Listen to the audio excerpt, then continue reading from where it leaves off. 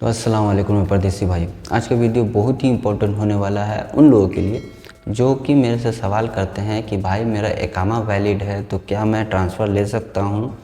तो आज की इस वीडियो में मैं इन्हीं सारे टॉपिक जो भी आपका डाउट होता है कि वैलिड इकामा पे आप ट्रांसफ़र ले सकते हैं या नहीं ले सकते हैं, या फिर ले सकते हैं तो क्या तरीक़ाकार होगा, क्या क्या रूल रेगुलेशन है, वो सारा जो है इस वीडियो में आपके साथ शेयर करने वाला हूं।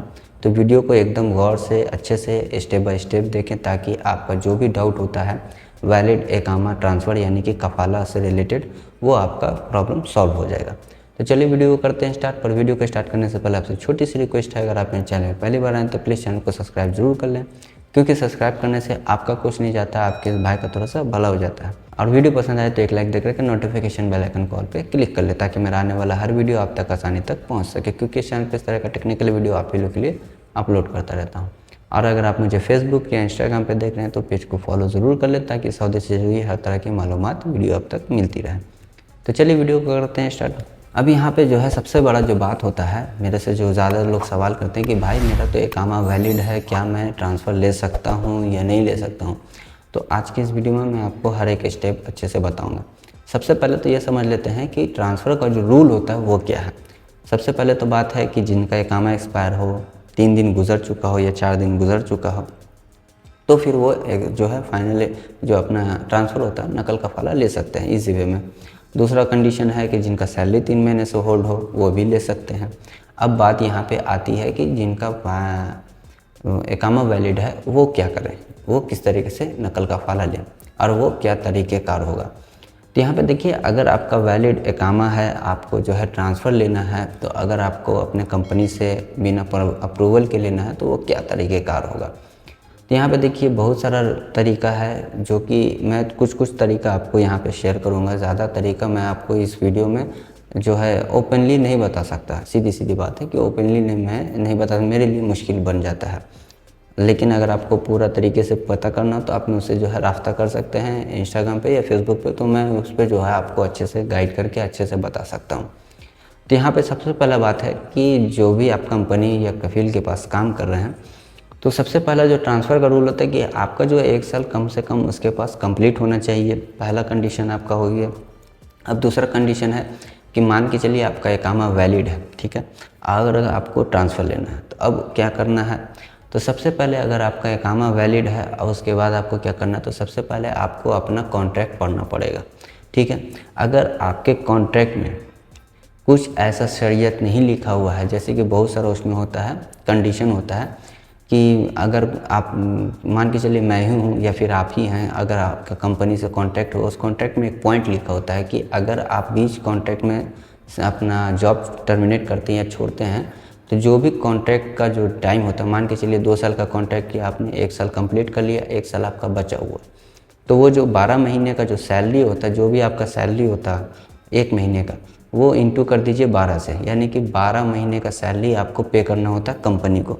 ये एक रूल होता है जो कि कॉन्ट्रैक्ट में एक पॉइंट होता है जो कि मेंशन होता है।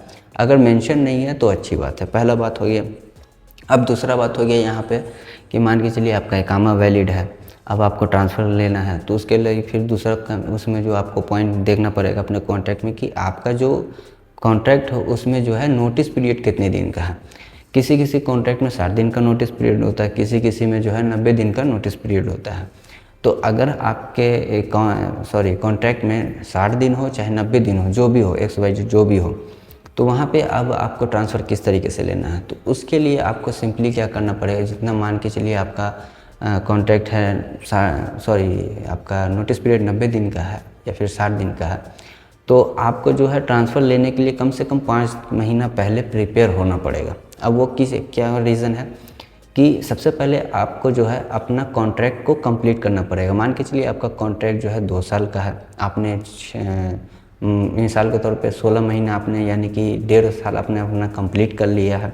अब आपके पास बचता है 6 महीना, तो 6 महीने में आपको क्या करना पड़ेगा, 6 मंथ में आपको क्या करना पड़ेगा। सबसे पहले आपको अपना जो है 3 महीना पहले, अगर आपका नोटिस पीरियड 90 दिन का है तो कम से कम 100 दिन पहले यानी 100 डेज़ पहले आपको जो है अपने कंपनी या कफ़ील को जो है या तो रिटर्न में अपना जो है टर्मिनेशन लेटर दे दें पहला, या तो फिर मेल के थ्रू जो है उनको टर्मिनेशन लेटर सबमिट कर दें।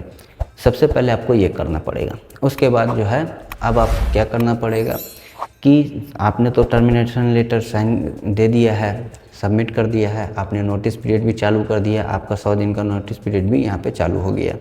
अब यहाँ पे कंपनी क्या कर सकती है, जैसे आपने नोटिस पीरियड चालू कर दिया तो यहाँ पे जो है आर्टिकल 77 आपको ये कहती है कि आप जो है अपना कॉन्ट्रैक्ट को टर्मिनेट करने के बाद अब आप जो है अपने कॉन्ट्रैक्ट को आगे नहीं करना चाहते हैं। जैसे 77 में तो बहुत सारा टॉपिक है, लेकिन ये एक मेन टॉपिक है कि 77 ये कहता है कि आप जो है अगर आप कॉन्ट्रैक्ट टर्मिनेट कर देते तो इसके आगे जो है आप अपना कॉन्ट्रैक्ट आगे नहीं लेके जाएंगे। अब यहाँ पे आपको क्या करना है कि आपको जो है अपने क्यूआ पे जो है तलब मंगाना पड़ेगा, यानी कि रिक्वेस्ट मंगाना पड़ेगा। अब जैसे ही आप रिक्वेस्ट मंगाते हैं उसके बाद जो है एक्सेप्ट कर लेते हैं, तो बाज़ दफ़ा तो कंपनी आपको जो है कफ़ाला दे देती है, अप्रूवल की ज़रूरत नहीं पड़ती वहाँ पे। लेकिन बाज़ दफ़ा क्या करती है, कुछ कंपनी आपको परेशान भी करती है, जैसे कि आपका फाइनल एग्ज़िट लगा देती है ये, या फिर आपके ऊपर हुरूफ लगा देती है।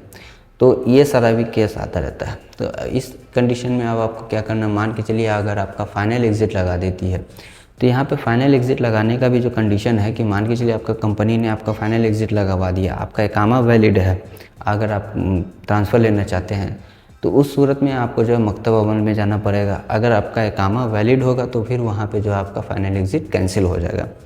पहला बात हो गया, ये बात हो गया। अब दूसरा है कि कंपनी अगर फाइनल एग्ज़िट नहीं लगाती है, बहुत सारे लोग फाइनल एग्ज़िट ना लगा कर उनका छुट्टी लगा देती है, यानी कि री एंट्री वीज़ा लगा देती है। तो उस सूरत में क्या होता है कि अगर आप जो है अपने मुल्क चले गए तो फिर आपका कफ़ाला कैसे होगा, ये सबसे बड़ी परेशानी है। तो उस सूरत में आप ये भी कर सकते हैं, मतलब मान के चलिए अगर आप सऊदी में हैं, आपसे जहाँ से भी हैं, जिस जगह से हैं, चाहे दमाम से हैं, रियाद से हैं, चाहे कहीं से भी हैं, तो उसके नज़दीकी जो बॉर्डर होता है उसे आप जो है 1 दिन के लिए 2 दिन के लिए जा करके अपना री एंट्री वीज़ा को कंप्लीट कर सकते हैं। री एंट्री वीज़ा का मतलब ये नहीं है कि आपको अपने जो है कंट्री जाना पड़ेगा, उसका कोई ज़रूरत नहीं है। अगर आप यहाँ भी हैं, अपना बॉर्डर क्रॉस कर लेते हैं कोई नज़दीकी कंट्री से, तो उससे भी आपका री एंट्री वीज़ा का जो है इशू ख़त्म हो जाता है। तो ये दूसरा पॉइंट हो गया। अब आपको जो है कफ़ाला किस तरीके से लेना, तो मैंने आपको बता दिया कि 90 दिन से 100 दिन पहले आपको जो है टर्मिनेशन लेटर सबमिट करना पड़ेगा अपने कंपनी में, मेल के थ्रू या फिर पेपर के थ्रू। उसके बाद आपको अपने क्यूआ पे तलब यानी कि रिक्वेस्ट मंगाना पड़ेगा, उसके बाद रिक्वेस्ट को एक्सेप्ट करना पड़ेगा। लेकिन सबसे जो इम्पोर्टेंट बात है कि आपको अपना कॉन्ट्रैक्ट 1 बाय 1 सब चीज़ पढ़ना है कि उसमें क्या क्या आपको पॉइंट दिया गया है।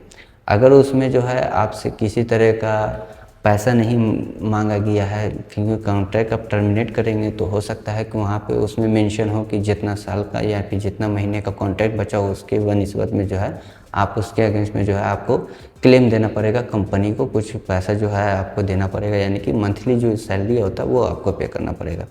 तो दूसरा पॉइंट हो गया कि आपका जो नोटिस पीरियड होता है, यानी कि 60 दिन का है या 90 दिन का, वो भी चेक करना पड़ेगा। तो ये सारा चीज़ को अगर आप चेक कर लेते, चेक करने के बाद फिर आपको जो है 100 दिन पहले आपको टर्मिनेट लेटर आपको सबमिट करना पड़ेगा मेल के थ्रू या फिर पेपर के थ्रू। उसके बाद फिर आप अपने क्यूआ पे तलब मंगा लेंगे, उसके बाद इजी वे में आपका जो है वहाँ पे ट्रांसफ़र हो जाता है।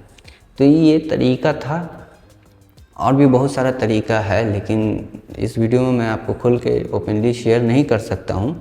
जिनको भी ज़्यादा मालूमात चाहिए इस वैलिड इकामा ट्रांसफ़र से रिलेटेड, तो आप मेरे जो है मुझसे फेसबुक या इंस्टाग्राम पे रब्ता कर सकते हैं। मैं इंशाल्लाह उस पर आपको अच्छे से समझा पाऊँगा, क्योंकि ओपनली मेरे लिए समझाना मुश्किल है, मेरे लिए ही मुश्किल है। तो मैं उतना आपको ओपनली नहीं इस वीडियो में खुल के बता नहीं सकता हूँ, लेकिन जो 2-3 पॉइंट था मैंने आपको इस वीडियो में शेयर कर दिया। क्योंकि बहुत सारे लोग जो है यहाँ पे परेशान होते हैं कि मुझे जो है इकामा वैलिड है, मेरा किस तरीके से कफ़ाला होगा या मैं किस तरीके से अपना कंपनी को चेंज कर सकता हूँ। तो इसलिए मैंने ये वीडियो बनाया कि जो भी उन लोगों का परेशानी होता है वो सॉल्व हो सके। तो ठीक है मेरे भाई, तो ये सारा जो तरीका था जो मैंने आपके साथ शेयर किया है। अगर आपका कोई भी डाउट होता है तो आप मेरे वीडियो में कमेंट करके पूछ सकते हैं। तो आई होप कि मेरा वीडियो आपको पसंद आया। अगर पसंद आया तो प्लीज़ चैनल को सब्सक्राइब जरूर कर लें। अब वीडियो पसंद आए तो एक लाइक दे करके नोटिफिकेशन बेल आइकन कॉल पे क्लिक कर लें, ताकि मेरा आने वाला हर वीडियो आप तक आसानी तक पहुंच सके, क्योंकि इस चैनल पर इस तरह का टेक्निकल वीडियो आप लोग के लिए अपलोड करता रहता हूँ। तो चलिए फिर मिलते हैं नेक्स्ट वीडियो में एक नए टॉपिक के साथ। तब तक के लिए